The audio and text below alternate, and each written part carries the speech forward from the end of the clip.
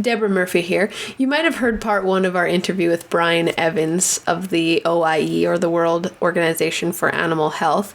In it, we talked largely about what the OIE is up to. But in this part two, I get to talk to Brian Evans about something he mentioned in his presentation at the Alberta Beef Industry Conference in Red Deer, and that is that Canada should consider taking an active role in participating in the PBS assessment. This interview starts off with a simple question: what is the PBS assessment? PBS, we're all bad at acronyms. PBS stands for Performance of Veterinary Services. And what it is, it's an objective, neutral-based tool, which has been developed over 15 years now, which comes in and assesses 47 different critical competencies for good governance in animal health and public health related to animal health. And it complements a tool that was developed by WHO called IHR, the International Health Regulations.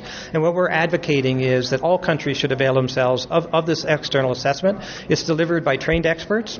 It's not confrontational. It's not an audit. It's not meant to embarrass a country. What it does, it comes in and assesses countries against these 47 competencies, so they know where they stand. Where are our strengths? Where could we improve? Where, if money were made available, where would that money give the best return?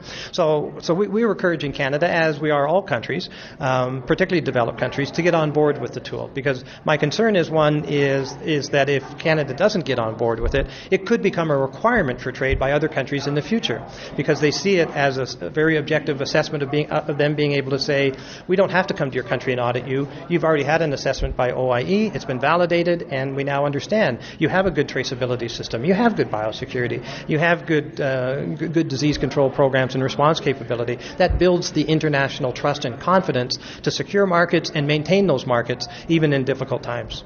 You mentioned that 135 countries have already done the assessment. How long does it take? How long would it take for our country to complete it?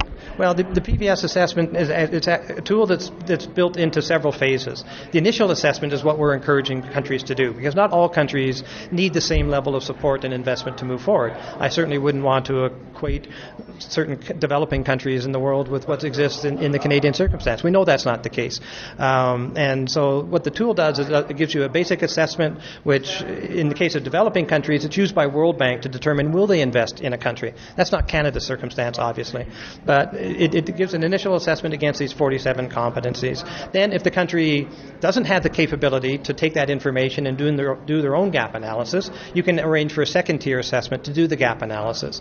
And then usually after 2 years, it's recommended that they come back and complete a third level of investment to see, with these investments, have you moved the yardsticks? You now have a baseline of where your strengths are. How have you improved against that? And if a country has very specific shortcomings, i.e. they don't have appropriate legislation, they don't have appropriate education in agriculture, in veterinary medicine, the OIE will come in and do very specific work to help country redraft their legislation to make sure they have the core jurisdictional authorities to have an effective system that protects not just the country and its citizens, but protects the rest of the world as well. So it's an iterative tool, and it could be used at multiple levels. What we're suggesting is, now that we are seeing other developed countries come on board, we really think it's in Canada's best interest to go down that road. And we know that Canada's had those discussions. We know they had a workshop to discuss with industry and provinces, and it was very favorable. And so we hope they continue down that road. Dr. Evans, thank you so much for joining us today. My pleasure. Thanks.